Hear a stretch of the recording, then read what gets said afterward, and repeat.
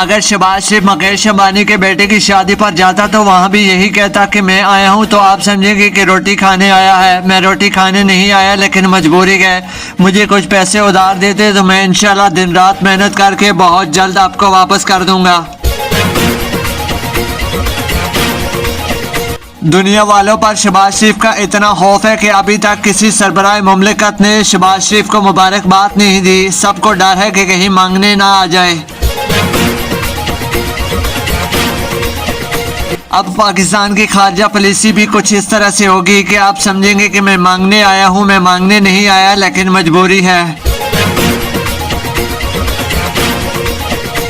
जुल्फकार अली भुट्टो की फांसी की सजा सुप्रीम कोर्ट ने कल अदम करार दे दी। सुप्रीम कोर्ट का तारीखी फैसला। शुक्र है कि भुट्टो फांसी से बच गया। इलेक्शन कमीशन की जानिब से 90 रुपए का नोट जारी कर दिया गया। तर्जुमान इलेक्शन कमीशन के मुताबिक इससे पाकिस्तान के अंदरूनी कर्जों में कमी आएगी।